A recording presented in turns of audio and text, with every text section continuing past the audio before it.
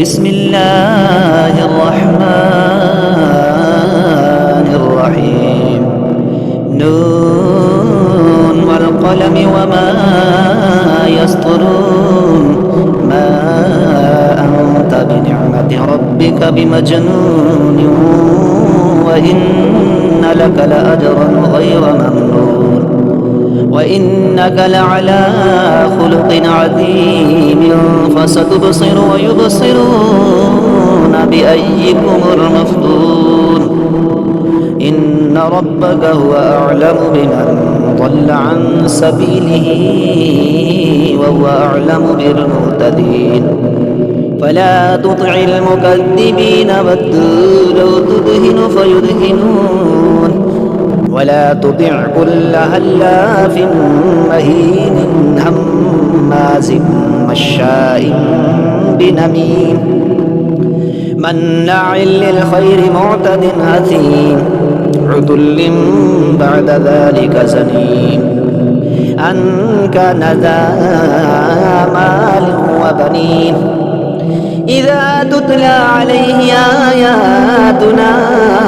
قال أساطير الأولين سنسمه على الخرطوم إنا بلوناهم كما بلونا أصحاب الجنة إذا أقسموا ليصرمنها مصبحين ولا يستثنون فطاف عليها طائف من ربك وهم نائمون فأصبحت كالصريم فتنادوا مصبحين أن اغدوا على حرثكم إن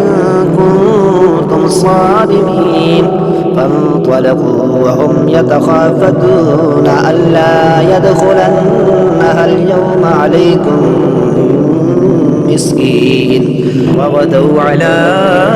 حرد قادرين فلما رأوها قالوا إنا لضالون بل نحن محرومون قال أوسطهم ألم أقل لكم لولا تسبحون قالوا سبحان ربنا إنا كنا ظالمين فأقبل بعضهم على بعض يتلاومون قالوا يا ويلنا إنا كنا طاغين عسى ربنا أن يبدلنا خيرا منها إنا إلى ربنا راغبون كذلك العذاب ولعذاب الآخرة أكبر لو كانوا يعلمون إن للمتقين عند ربهم جنات النعيم أفنجعل المسلمين كالمجرمين ما لكم كيف تحكمون أم لكم كتاب فيه تدرسون إن لكم فيه لما تخيرون أم لكم أيمان علينا بالغة إلى يوم القيامة إن لكم لما تحكمون سلهم أيهم بذلك زعيم أم لهم شركاء فليأتوا بشركائهم إن كانوا صادقين يوم يكشف عن ساق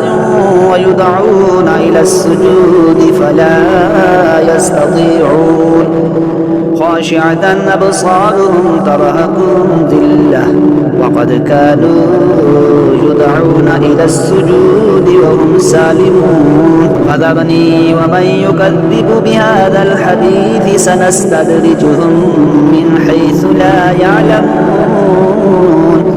وأملي لهم إن كيدي متين أم تسألهم أجرا فهم من مغرم مثقلون أم عندهم الغيب فهم يكتبون فاصبر لحكم ربك ولا تكن كصاحب الحوت إذ نادى وهو مقذوم لولا أن تداركه نعمة من ربه به لنبذ بالعراء وهو مذموم فاجتباه ربه